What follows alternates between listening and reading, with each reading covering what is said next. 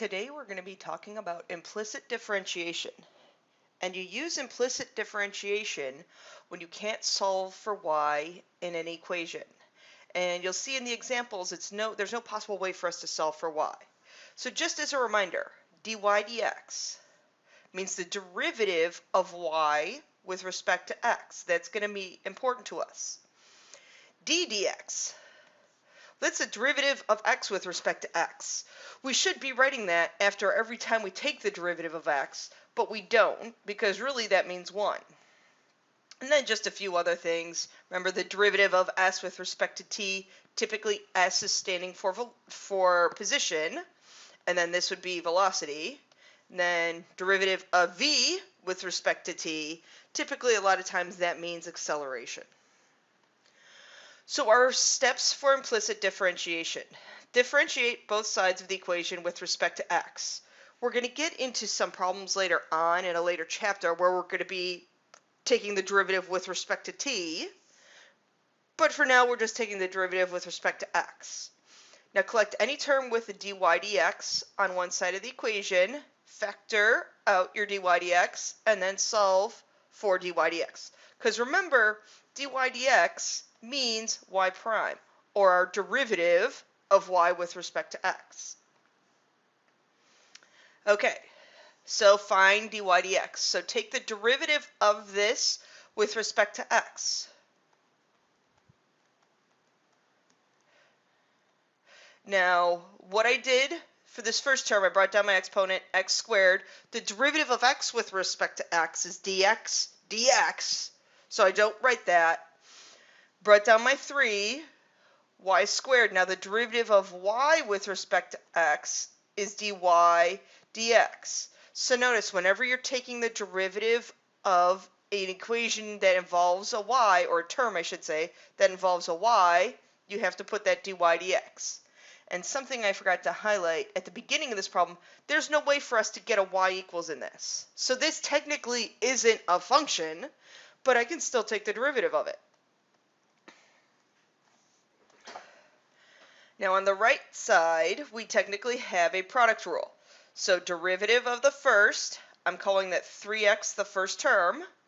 Derivative of first, leave the second alone, plus leaving the first alone, derivative of y with respect to x is dy dx.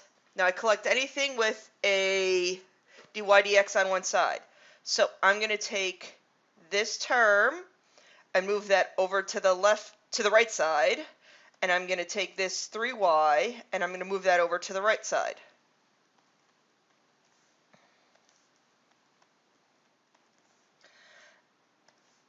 And then I have a 3x dy dx minus a 3, actually I want to put that in a different color.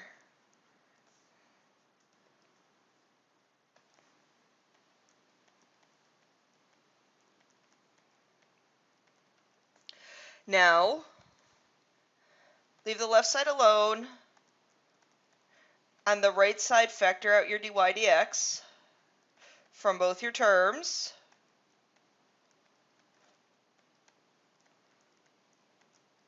And then divide out, so I get dy dx is equal to 3x squared minus 3y all over 3x minus 3y squared.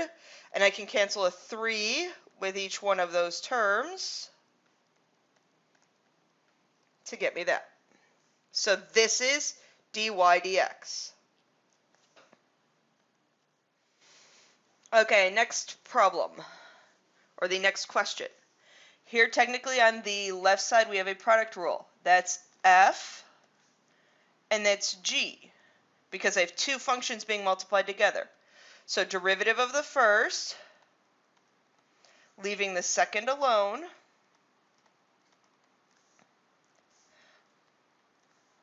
plus leaving the first alone, derivative of cosine x is sine y dy dx, but what I'm forgetting is there's also a negative, So I'm going to use my handy dandy eraser and make that a negative in there. So remember this, cosine y, derivative was the negative sine of y dy dx, because I needed to take the derivative of the inside function. It's really a chain rule happening. And then derivative of the tangent of y, derivative of tangent is the secant squared of y, but again we have a dy dx because you need to take the derivative of the inside piece. Okay, now from here, gather all your dy dx's on one side.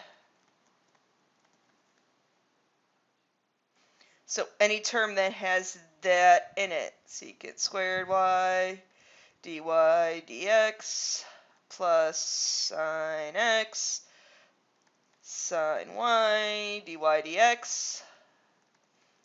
Factor out.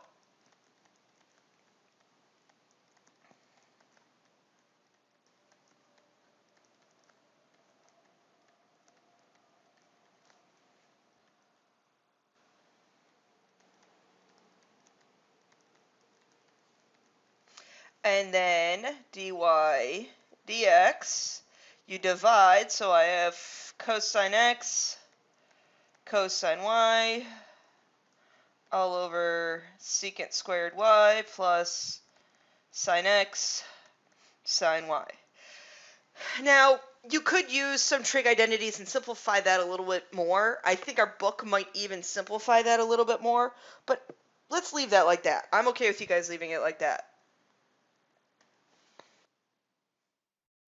In this problem, we're finding our second derivative. So find your first derivative. Now remember, when you're finding your first derivative, the derivative of y is dy dx.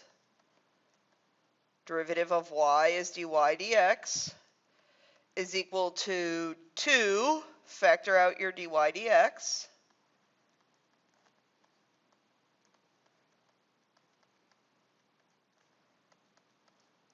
Now solve for dy dx.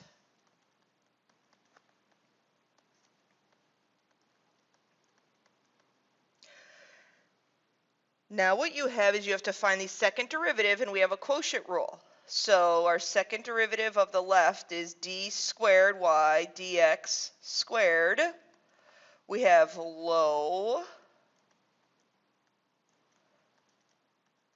d high minus high d low 6y dy dx divided by the bottom squared.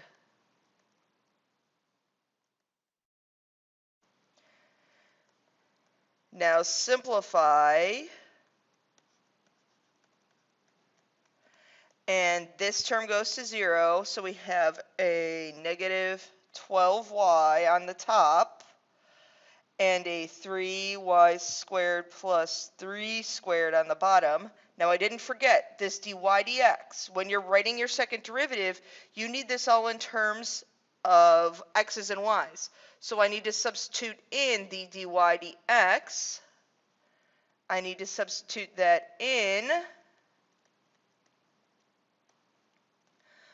So simplifying out the top, this denominator goes in the bottom, and I end up with 3y squared plus 3 to the third power. On the top, I end up with negative 24y. And that's how we take the second derivative. Okay, equation of tangent line, equation of the normal line. Okay, so we take our derivative. Derivative of the first, leave the second alone, plus, leaving the first alone, derivative of our second.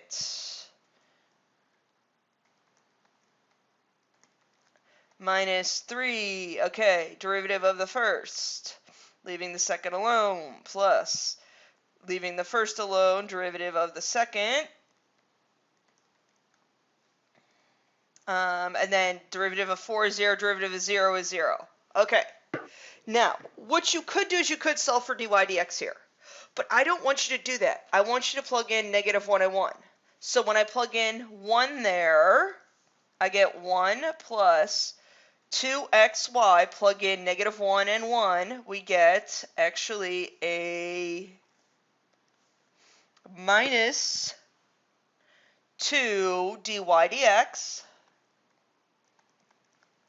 minus a 3 times by, now plug in, we get a -2 plus plug in 4x. Now here it's just a matter of solving. So I have 1 minus 2 dy dx plus 6 minus 3 dy dx equals 0. Combine the 6 and the 1 to get a 7 minus, combine the -2 and the -3 term to get a -5. dy dx is equal to 0. So solving for dy dx, I get 7/5. And that's a 7, not a 2. I added the 5 over and then divided. Okay, so my equation of my tangent line is y minus y1 is equal to m times x minus x1. My normal line, y minus y1, is equal to the opposite reciprocal of your slope, x minus x1. So not solving for the dy dx, I can easily, it kind of simplifies you out a little bit. You don't have to solve for that if I give you values. You can just plug in and then solve. Okay, please for me, make sure that your lesson summary below this video is submitted on time.